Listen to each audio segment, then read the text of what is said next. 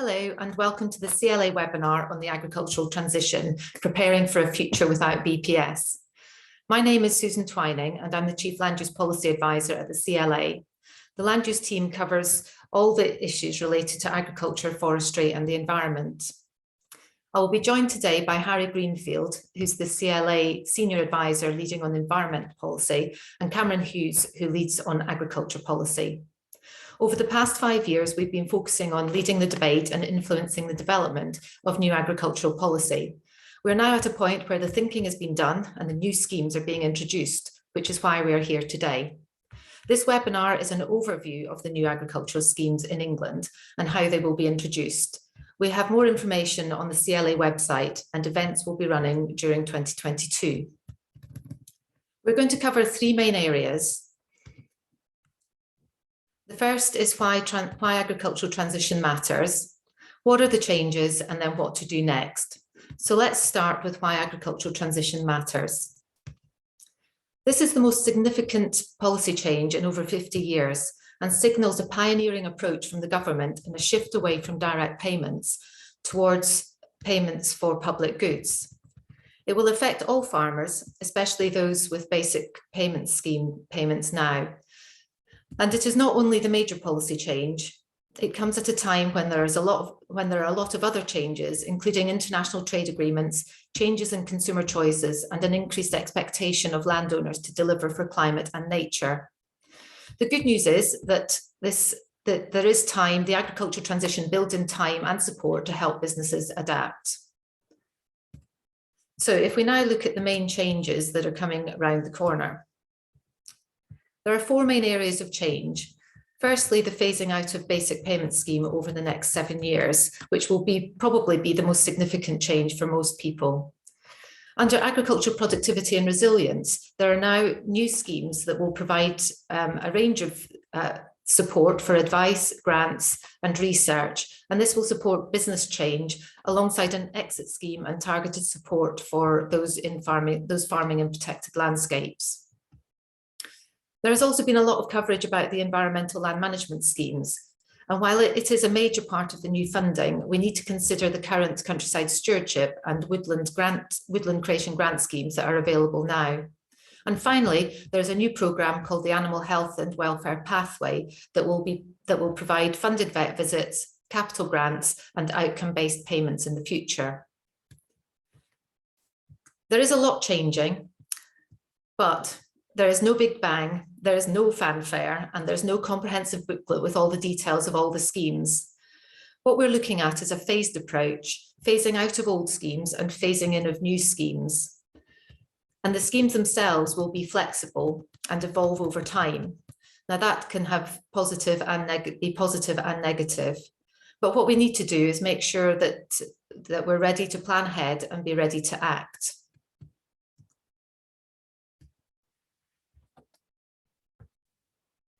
We have developed a transition timeline. I know you can't see this particularly well on the screen because there are a lot of schemes and quite over a long period of time. We will be providing an overview of all the main schemes today, and this chart will be available on the CLA website for those who wish to study it in more detail. I will now hand over to Cameron Hughes, who will cover phasing out of the basic payment scheme and the productivity and resilience schemes.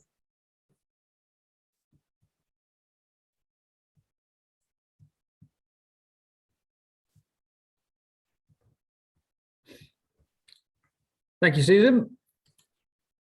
So as Susan has already mentioned, the phasing out of the basic payment scheme is one of the major changes that agricultural sector is facing over the coming years. And as we know now, BPS payments are going to be phased out over a 7-year period, with the first instalment of reduced payments hitting bank accounts in December 2021. And as this table you can see in front of you shows, DEFRA has published details on how the reduced payments will be calculated between 2021 and 2024. And you can see from the table that payment cuts will be banded and calculated accordingly.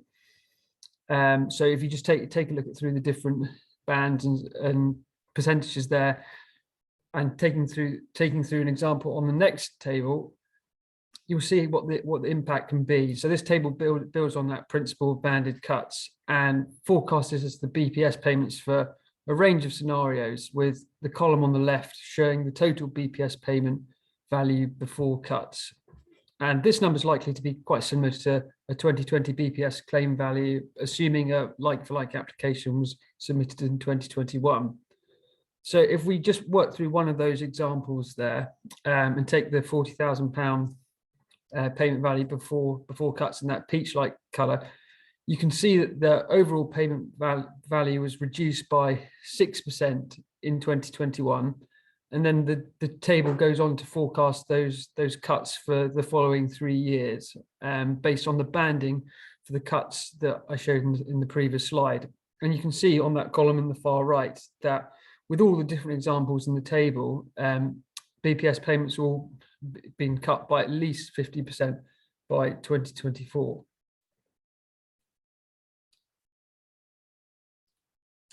For those that have not yet worked out how their BPS payments will be impacted by the cuts, the Rural Payments Agency have produced an online payment calculator where one can insert your starting claim value and then be presented with the annual claim value up to 2024. And so I'll just click through the slides here just to give you a bit of an illustration of how that works. And it's well worth doing, and that's a resource that's available online.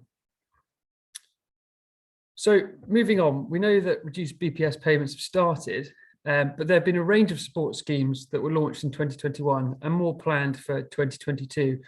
Some of these are specifically aimed at BPS recipients, and others have a wider eligibility criteria. And I'm just going to give you a brief overview of the key schemes.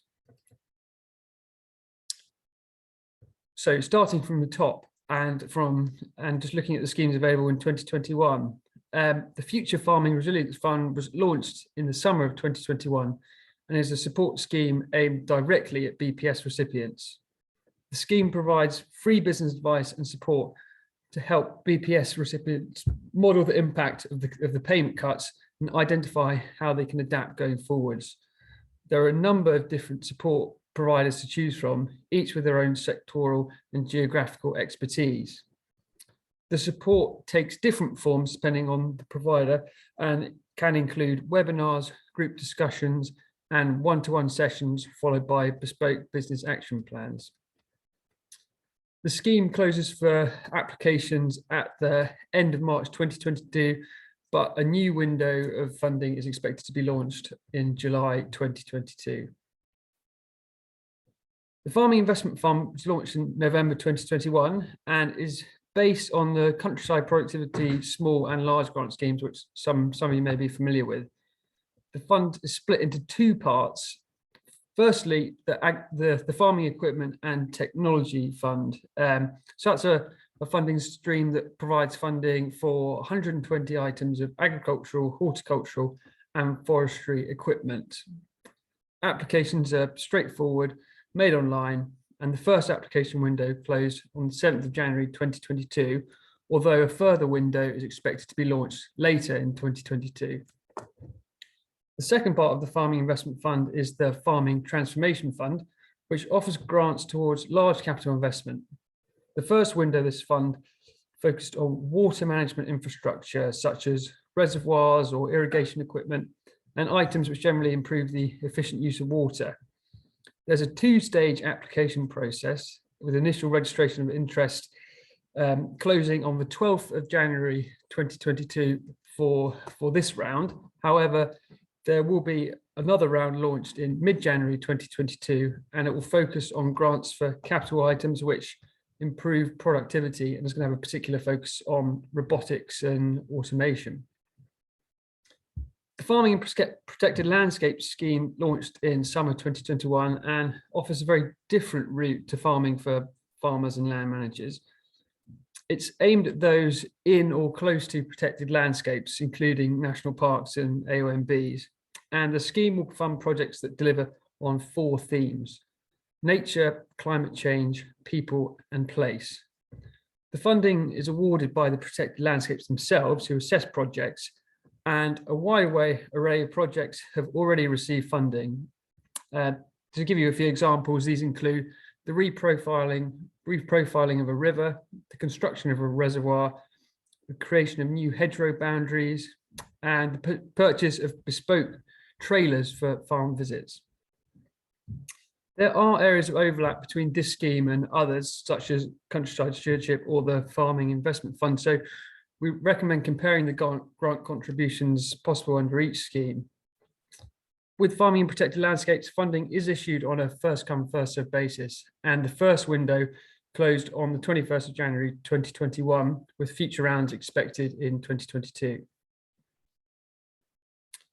Moving on to the schemes that we anticipate coming in 2022. So firstly, we have the slurry investment scheme, and that's a scheme which is very much under development, but we expect it to provide grants to help with slurry storage and management. We don't have any details yet, and these will be forthcoming, but we expect the scheme to launch in the autumn 2022. Then we have the lump sum exit scheme, which will launch in 2022. And this is for BPS recipients who wish to exit the industry, cease farming, either by selling, gifting, or letting their land on a long-term basis. And in return, they'll be able to receive a lump sum of future BPS payments that they would have received in one go. Details on that scheme are still to be published, but we're expecting those early in 2022, and applications to be in 2022 as well. Then we have a new entrant scheme, which is also still very much under development, and will look to provide support and create opportunities for those that are new to the industry. It's also exploring how landowners could be incentivized and supported to let land and property to new entrants. Again, we're expecting that to be launched in 2022, with details to be announced in the new year.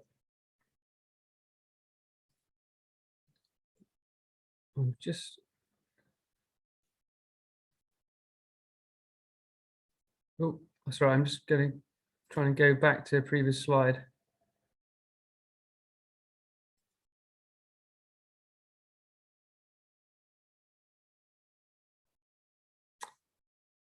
Moving on to a long-term funding scheme, which is focused on innovation. There's the Farming Innovation Programme, which launched in 2021 and is expected to run until 2028. It's a scheme that provides funding for collaborative research projects involving farmers and research organisations working on projects which maximise productivity, drive sustainability, and improve the resilience of the sector. The programme has been broken down into 3 elements listed below at the bottom of the slide, and there are application windows for each of those windows that run throughout the year. Applications are competitive, but it's really for those who have identified an issue that the sector needs to solve. And there's a central hub where individuals can register their interest and be partnered with a research organisation as well. I'm now going to hand over to my colleague Harry Greenfield, who's going to talk about environmental schemes. Thank you, Cameron. Yes, so as we know, the majority of the government budget freed up from removing BPS will be spent on public goods with a focus on the environment. So I'm going to talk about the various environmental schemes on offer, give an overview and what we know about each one so far.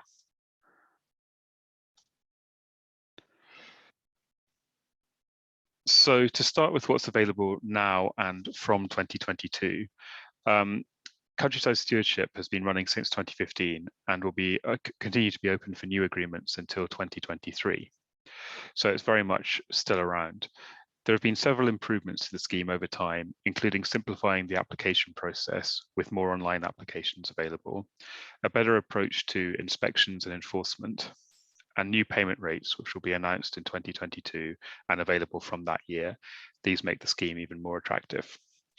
Applications in 2021 for Countryside Stewardship were at a record high, and many people are taking the opportunity to lock in a 5-year guaranteed income and prepare for future environmental schemes in this way. In addition to this, we have new environmental land management schemes which will replace BPS and Countryside Stewardship in coming years. The first of these to be introduced is the Sustainable Farming Incentive, which will be phased in from 2022. There is also government funding available for the creation and management of woodland in the form of the England Woodland Creation Offer, which I will discuss later. So to begin with the sustainable farming incentive, this is based on a series of standards which apply to different types of land or environmental feature. For example, grassland soil standards, arable soils, hedgeland or moorland and rough grazing. Each standard consists of a series of actions which need to be completed. For the soil standard, for example, these include growing cover crops or carrying out soil testing. There are 3 levels of ambition within each standard: introductory, intermediate, and advanced, and you get a higher payment the higher the level of ambition. Sustainable farming incentive agreements last for 3 years, but you can add additional land or standards to an agreement each year. Payments will generally be made by the area of land within the standard.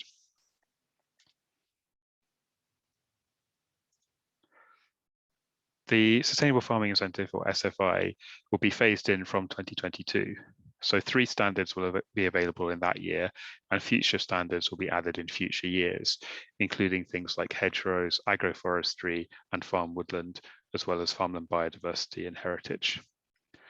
As I said before, you'll be able to add these additional standards onto your agreement as and when they're introduced, if appropriate for your farm.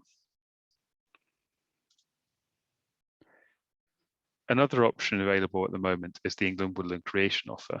This is a new scheme that was launched in 2021. It pays for woodland creation from 1 hectare upwards. It can pay up to £10,000 per hectare, and this is made up of different payments, including capital payments to plant the trees, annual maintenance payments for 10 years, and a series of bonus payments for things like biodiversity and public access if you meet those criteria. The England Woodland Creation Offer can also be combined with carbon payments for trees via the Woodland Carbon Code.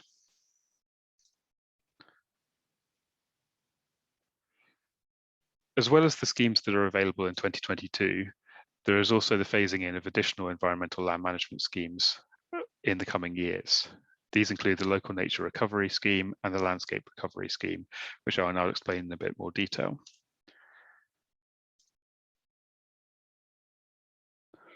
The Local Nature Recovery Scheme will build on countryside stewardship. It's based on locally targeted environmental management and will pay for actions that include things like creating habitats, natural flood management, or education and public access. This scheme will also encourage collaboration between land managers so that they can work together to produce more public goods. It will be phased in stages from 2023. The final one of the environmental land management schemes is the Landscape Recovery Scheme. This will pay for large-scale, long-term projects that involve land use change. Projects will be from 500 to 5,000 hectares and can be applications from either groups or individuals. There will be a minimum of 10 pilot projects between 2021 and 2024. The projects will pay for things like restoring landscapes, woodland creation, or peatland creation or restoration. The scheme will be targeted and bespoke, and it will pay for project development. So if people have an idea of land they want to dedicate to these kind of projects, the payments will help them to come up with pay for expert advice to come up with a project proposal and then a long-term agreement.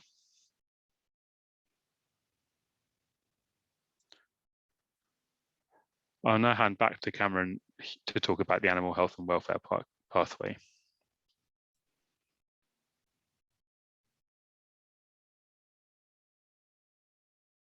Thanks very much, Harry. So yes, the animal health and welfare pathway, which Susan mentioned right at the start, basically it's a new long-term funding program which will fund improvements to animal health and welfare that go beyond the regulatory baseline.